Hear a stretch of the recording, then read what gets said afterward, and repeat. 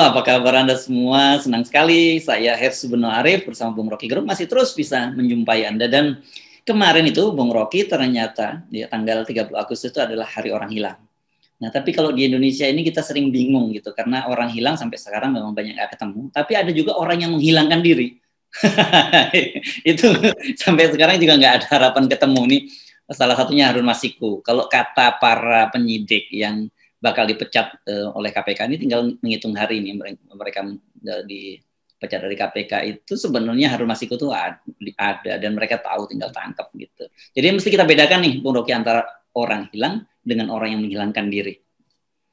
Ya, tiga sebenarnya. Orang hilang, orang yang menghilangkan diri, dan orang yang tidak ditemukan alias not found. Iya. Nah, ada tambahan lagi kalau gitu yang keempat. Orang yang ini tapi dia menjadi penyintas. Nah, itu ini karena KPK memang lagi seru-seru. Memang sudah sebenarnya kita udah tahu arahnya akan seperti itu ya. Itu memang akan mengarah seperti itu. Jadi sekarang ada istilah baru lagi, KPK minta agar jangan disebut napi koruptor tapi penyintas koruptor gitu. Ini betul-betul nih pembusukan itu betul-betul sampai pada penggunaan bahasa gitu. Jadi entah dari mana ada istilah penyintas. Jadi mantan koruptor disebut penyintas gitu. Jadi artinya dia masih bertahan sebagai koruptor dong. Jadi keadaan kita sebetulnya bisa dibaca juga dengan permainan narasi semacam ini atau permainan istilah sebetulnya. Sangat betul kalau koruptor itu disebut sebagai rampok gitu.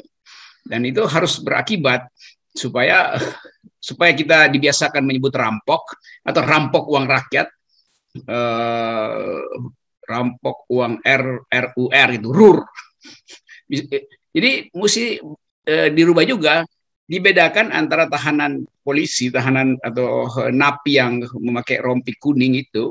Kalau dia rampok, dia mesti jangan disebut tahanan, disebut aja dia rampok gitu kan. Jadi kan biasanya di belakang disebut tahanan gitu kan. Sebut aja rampok, jadi jelas itu. Kalau tahanan kita bingung ditahan karena apa, dia bilang rampok jadi jelas bahwa itu dia mengambil uang rakyat. Nah sebaliknya kita merayakan sebetulnya, mengingat kembali peristiwa-peristiwa di masa lalu di mana ada penghilangan manusia itu. Dan apa namanya, ini sebenarnya tradisi dimulai dari Argentina itu dulu, yang disebut desperados yang disappear itu, yang dihilangkan itu. Dan itu menunjukkan bahwa rakyat kita sebetulnya ingat kejahatan-kejahatan kemanusiaan, termasuk di dalamnya penghilangan barang bukti pemilu misalnya, itu mesti dianggap juga sebagai kan selama ini kita cuma sebut sebagai orang yang hilang. Tapi kejahatan politik itu juga sebetulnya menghilangkan barang bukti juga mesti kita masukkan aja sebagai hari orang hilang atau hari bukti hilang gitu. Bukti pemilu macam-macam. Jadi sebetulnya ada hal yang lebih mendasar, itu sebagai bangsa yang beradab. Banyak kasus yang belum dibongkar itu, yang menyebabkan tumpukan kasus di Komnas HAM itu seolah-olah nggak bisa dibongkar. Nah, keadaan ini yang membuat kontras dengan mereka yang kemudian mendapat keringanan dalam hukuman, termasuk komisaris KPK, lalu ada kasus juga yang bahkan dituntut bebas itu, diputus bebas. Jadi kontrasnya begitu tuh. Ada keadaan pelanggaran hak asasi manusia didiemin, sementara koruptor yang kemudian justru diberi nama yang agak enak, agaknya nih itu. Oh, si penyintas ya. Jadi begitulah kita membaca politik dari kacamata kebudayaan. Nah, berkaitan tadi KPK ini mau apa boleh lihat kita mesti kita omongin, karena kan tadinya kita sepakat sudah nggak akan menganggap lagi KPK.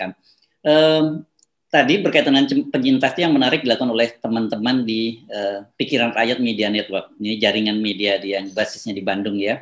Ada 170 media mereka, para forum pemretnya itu bersepakat untuk mengubah, tidak lagi menyebutnya sebagai koruptor, tapi sebagai maling atau rampok atau garong uang rakyat.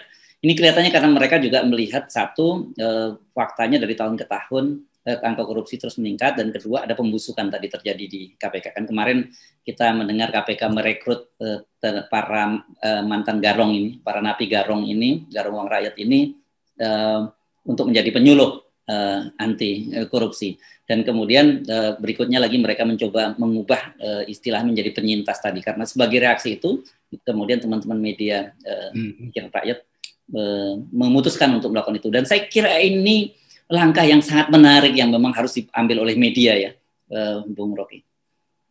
Betul, dan saya kira pers akhirnya tampil kembali untuk mempertahankan public morality di dalam soal-soal kebijakan dan korupsi secara umum, juga dalam soal kekuasaan yang memburuk.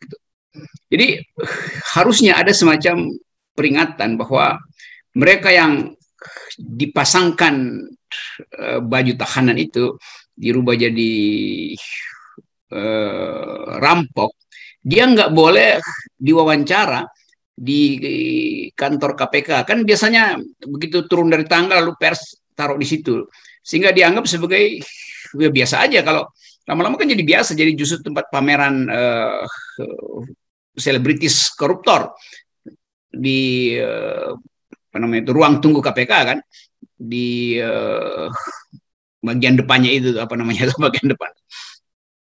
Jadi sebetulnya KPK itu harusnya secara tegas melarang wartawan menunggu di tangga KPK, karena itu akan jadi tempat pameran saling lirik lalu angkat-angkat tangan di situ kan, sehingga orang nggak menganggap lagi bahwa kejahatan korupsi itu adalah extraordinary crime.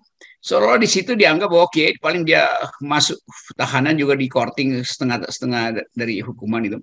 Jadi sekali lagi kita mesti ingatkan ulang bahwa waktu kita bikin reformasi, kita tentukan bahwa koruptor itu adalah rampok memang. Karena itu kita pakai istilah koruptor. Tapi lama-lama istilah koruptor itu jadi istilah yang gampang aja dianggap kan. Nanti si koruptor, si rampok ini bilang, wah salah gue nih, ketangkap nih, sial aja. Jadi dianggap sial doang, ketangkap sama temennya yang ada di dalam mobil yang sama sebagai sesama tahanan. Tidak ada satu kenekatan untuk mengatakan bahwa rampok itu nggak boleh lagi direhabilitasi itu, karena dia bukan orang yang terdesak seperti rampok uang rakyat itu nggak terdesak tuh, karena dia pejabat yang ya punya segala macam fasilitas. Ya. Kalau rampok di jalanan mungkin karena anak istrinya nggak bisa makan, dia merampok karena terdesak tuh. Ini nggak boleh ada alasan bermaaf. Rampok itu dengan sadar memanfaatkan kekuasaannya untuk menghina publik dengan merampas uang rakyat, dia menghina kita. Statusnya dia ini jauh lebih hina dibandingkan para pencuri atau perampok begal gitu yang terpaksa mereka melakukan itu karena untuk hidup, hanya sekedar untuk makan anak istrinya gitu. Kalau mereka kan enggak, seperti kita kasus Juliari misalnya, kita tahu dipakai untuk menyewa pesawat pribadi kan gitu. Jadi ini betul-betul saya sepakat sekali kalau harus diubah. Mereka ini betul-betul rampok yang bagaimana ya kita menyebutkannya, bahwa yang rampok yang lebih hina dari rampok yang biasa deh gitu. Rampok uang rakyat. Ya, harus begitu. Jadi kalau rampok, seseorang merampok di jalanan itu, dia masih menghitung bahwa dia bisa ketangkap itu. Tapi dia ambil resiko karena dia mesti biayai kehidupan sosial keluarganya, biasanya begitu tuh. Jadi dia tahu dia mengambil risiko untuk tertangkap. Kalau koruptor, dia justru hilangkan risiko itu karena dia tahu dia punya kekuasaan. Bahkan ketika tertangkap, dia bisa sogok, dia bisa manfaatkan kekuasaannya tuh. Jadi beda kualitasnya tuh. Yang satu mengambil risiko, yang ini menganggap risikonya gua hilangin. Karena gue bisa sogok hakim, gue bisa sogok jaksa, bahkan sipir penjara bisa sogok. Sehingga setiap weekend tuh keluar bikin pesta-pesta tuh. Jadi bagaimana mungkin orang yang punya kemampuan untuk menyogok masih diberi kesempatan untuk jadi penyintas itu, jadi bahkan penyuluh gitu. Itu di situ ngaconya KPK. Ya. Demikian juga ini apa namanya nih, badan pengawas itu memberi sanksi dengan mengurangi gaji, itu gila tuh kan. Kalau begitu semua orang bisa lakukan hal yang seperti itu. Toh dia tahu ya paling dipotong gaji mau diambil 100% juga dia nggak ada peduli kan, dia bisa dapat uang dari hasil menyadap atau membocorkan informasi kan. Jadi mestinya berlaku prinsip ultimate remedium, bahwa kalau atau ultimate punishment, yaitu begitu terjadi pelanggaran etik ya dikeluarkan, diberhentikan. Karena yang disebut pelanggaran etik bukan sekedar pelanggaran prosedur, itu pelanggaran integritas. Masa integritas diganjar dengan potong gaji, ini juga ngaco nih dan agak dungu juga nih Badan Pengawas KPK nih. Ya, ini berkaitan dengan Lili Pintauli Siregar ini ya. Ya itu, siapa namanya? Lili Pintauli Siregar ini perempuan, dan dia ini kan kedapatan ya semacam ini sebenarnya business of influence. Dia membocorkan karena dia berhubungan dengan orang yang sedang diselidiki KPK. Ini betul-betul kalau saya mendengar cerita dari para pimpinan KPK sebelumnya, itu betul-betul ini pelanggaran code of conduct yang luar biasa. Dan anehnya itu cuman hukumannya dipotong gajinya 40% selama 1 tahun. Ini kan kalau gaji pokok yang dipotong lagi kan kecil nih, yang gede kan tunjangan-tunjangannya. Jadi bagaimana kita mau masih bisa berharap terlalu banyak kepada lembaga semacam ini? Mestinya dia juga dipasangin aja baju yang biasa dia pasangkan ke koruptor. Bahwa dia itu juga adalah rampok itu, merampok hak rakyat untuk kan rakyat ingin agar supaya KPK itu bersih sama sekali. Sekarang dia rampok hak itu. Jadi dia merampok hak rakyat yang menghendaki KPK bersih. Dia bikin kotor KPK itu. Maka dia mesti dinyatakan juga sebagai rampok itu. Siapa Mbak Ibu Komisaris Pintauli Lili itu. Kalau nggak salah juga dulu pernah aktif di lembaga bantuan hukum tuh. Jadi moralnya ini betul-betul rusak. Tapi cuma dihukum secara material. Ini soal moral, nggak ada hukuman material. Dia mesti diberhentikan karena dia udah melanggar sumpah dan janji dan code of conduct itu. Code of conduct itu bukan sekedar aturan manual, itu aturan moral yang memang harus dipegang. Nah itu pertanda bahwa Badan Pengawas ini juga nggak ngerti fungsinya dia apa itu. Sebagai oversight komite, dia mesti tegakkan prinsip integrity itu. Bukan lihat kesalahan lalu dicari-cari, udah dipotong aja. Nanti ada ukurannya tuh, kalau bertemu 1 kali dipotong 40%. Kalau cuma telepon-teleponan nanti gajinya dipotong 20% doang. Kalau tatap muka 70%. Jadi kemampuan Bawas ini untuk menegakkan etik itu nggak ada sama sekali. Jadi satu paket di KPK, Bawas ini juga kumpulan kaum dungu secara moral. Ya, atas nama apapun ini sebenarnya orang seperti Lili Pintauli Siregar ini sudah tidak layak lagi di KPK, dan harusnya tanpa menunggu ada sikap, ada punishment atau hukuman yang ringan dari Badan Pengawas tadi, dia harusnya mengundurkan diri kan gitu. Ya, Bung Rocky. Iya, betul. Ya. Soal kalau enggak nanti seluruh komisaris bisa lakukan hal yang sama. Dia udah tahu sekarang toh kalau ketangkap juga cuma dikurangin gajinya 40%. Kalau nggak ketahuan lolos 40 miliar itu sebagai sogokan. Kan begitu jadinya kan. Pikiran itu yang membebani kita sebagai orang yang menggaji mereka itu dan menuntut agar supaya KPK itu tampil dengan pesan moral yang absolut, dengan dalil integritas yang tegak lurus, kan ini intinya. Tapi saya ingin salahkan Badan Pengawas yang nggak tahu fungsi mereka itu. Fungsi dia itu bukan fungsi administrasi, kasih penalti uang itu gila nih. Apa sih singkatannya Badan Pengawas itu? Bawas ya. Dewas atau Bawas? Saya lupa. Dewan Pengawas. Oh, Dewan Pengawas ya. Nah, di tengah situasi itu saya makanya tiba-tiba menjadi kaget ketika tadi kemarin ya mendengar bahwa ternyata KPK masih bisa melakukan OTT. Wah, keren dong. Yang ditangkap ini sepasangan lagi, couple nih, suami istri rampok rakyat, ini satu anggota DPR yang dari Nasdem dan satunya bupati di Probolinggo. Rupanya begitu kita baca kelanjutannya ada info dari Novel Baswedan yang nangkep ini adalah Raja OTT Harun Al-Rasyid yang sebentar lagi akan dipecat oleh KPK. Gitu. Jadi begitu tahu gitu, oh rupanya itu gitu. Saya pikir penangkapan pengantin rampok ini dipimpin oleh Lili tadi. Jadi mereka yang dianggap sebagai tidak berwawasan kebangsaan justru yang punya kemampuan untuk menangkap rampok-rampok yang memang tidak berwawasan kebangsaan kan. Kan merampok itu apalagi 2 pejabat publik, yang satu apa tadi anggota DPR RI dari Nasdem. Iya, anggota DPR dari mana dia? Dari PKS. Nasdem. Koalisi pendukung pemerintah ini. Karena itu nanti orang juga menganggap oh itu pasti PKS juga tuh kalau menganggap itu oposisi. Jadi kita akhirnya mengucapkan bahwa yang di dalam pemerintah itu rampok semua. Jadi kita mesti sebut begitu supaya gampang tuh ada PDIP sampai sekarang nggak ketemu, Harun Masiku segala macam. Jadi terlihat bahwa justru kita mesti bersihkan politik ini dengan bikin kritik yang betul-betul radikal itu. Tadi saya sengaja menyebut PKS supaya orang ingat bahwa partai-partai yang kecil itu justru yang memelihara etika itu. PKS, Demokrat, walaupun dulu juga banyak kasus di dua partai itu. Tetapi mereka berubah gitu. Karena itu memilih beroposisi. Nah, yang justru masuk ke dalam kabinet yang seharusnya membersihkan dari dalam, dia lakukan korupsi kan. Ini etik yang terbalik-balik gitu. Ya, tapi jadi artinya gini, setelah setelah mereka yang tidak lolos ini dipecat dari KPK karena ini tinggal nunggu hari saja. Saya kira kita nggak akan berharap banyak lagi terhadap KPK, ya. Apalagi kita tahu kan bukan hanya Lili yang sebenarnya pernah dapat dihukum oleh Dewas ini. Sebelumnya bahkan ketua KPK sendiri Firly Bahuri pada waktu itu hukumannya sih memang ringan. Tapi sebenarnya seringan apapun sebenarnya seorang pimpinan KPK itu nggak boleh melakukan kesalahan. Mereka ini memang apa boleh buat, iya memang setengah malaikat gitu karena tugas mereka ini sangat berat. Betul, dan saya dulu beberapa tahun lalu saya jadi pengajar di KPK tuh. Dan bahkan sampai ke tingkat anak SMA kita ajarin itu.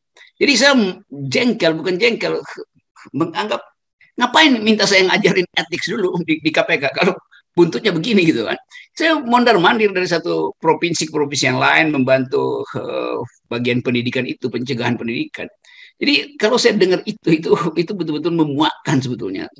Dan saya nggak tahu nih cebong-cebong ini apa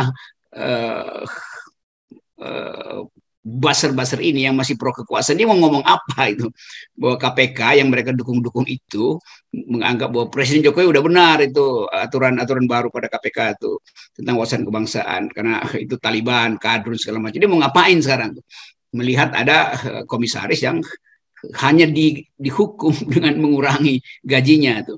Sementara ada pejabat publik, pejabat negara, bupati dan pasangannya atau suaminya dua-duanya ada pendukung pemerintah juga lakukan korupsi. Jadi akibatnya bagi bangsa ini kita nggak punya lagi patokan tuh. Apa sebetulnya yang moral, apa yang sebetulnya berintegritas itu. Dan itu saya mesti anggap bahwa kekuasaan memang harus diakhiri karena pembusukan itu berlangsung terus kan. Jadi kritik dari Demokrat terhadap kebijakan yang buruk dari Presiden Jokowi, kritik dari PKS akhirnya menjadi harapan publik, yaitu mengandalkan kritik dari dua partai kecil gitu. Padahal partai-partai besar punya potensi untuk melakukan pengawasan internal, itu yang nggak terjadi.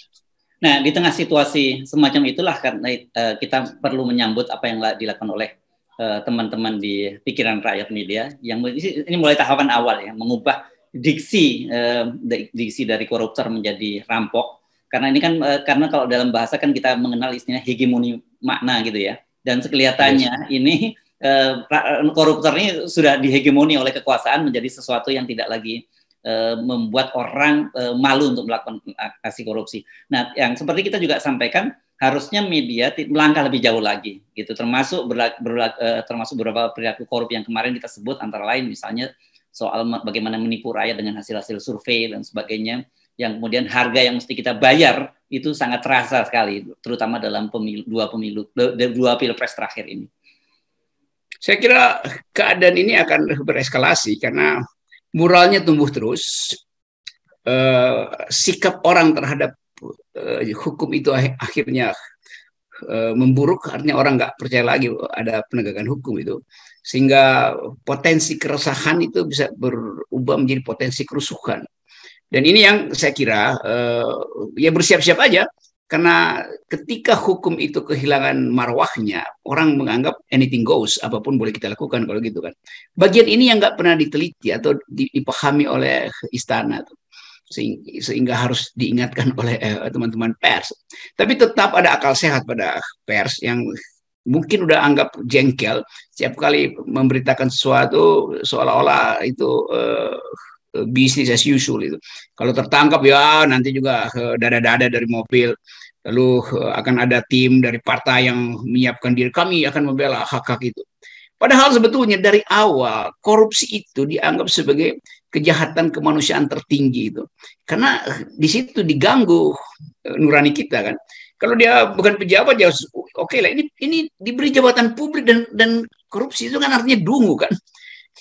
Bodoh banget nih orang, dia kasih jabatan publik tapi dia korup. Nggak ada jabatan publik yang menyebabkan orang jadi miskin tuh.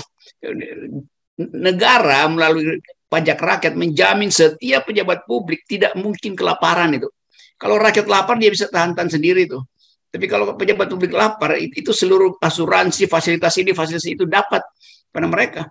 Jadi ini yang saya sebut kontras antara arogansi dan injustice yang dibaca oleh rakyat dengan mata telanjang. Ya. Saya kira kosakata penyintas itu nggak pas kalau dikasihkan kepada para koruptor, tapi lebih pas dikasihkan kepada para komisioner KPK nih, mulai pimpinan KPK, mulai dari Firly sampai Lili ini, karena sudah ketahuan dia melakukan pelanggaran etik, tapi dia masih bertahan. Jadi mereka inilah penyintas komisioner KPK. Ya, tetap bertahan di situ. Iya, jadi dia bertahan pada keburukan kan. Ya. Jadi persoalan kita sebetulnya adalah memastikan apakah kemampuan pimpinan KPK untuk mengerti dirinya sendiri masih ada itu. Jadi bahkan dia nggak ngerti dirinya sendiri, sehingga dia mesti cari alasan agar supaya kan semua hal yang terjadi di KPK itu menunjukkan bahwa memang permainan kekuasaan ada di situ tuh. Ada siapa lagi tadi yang dihukum bebas itu? Tadi Samintan ya. Tambang ya yang baru saja divonis pemilik tambang ya, Samintan.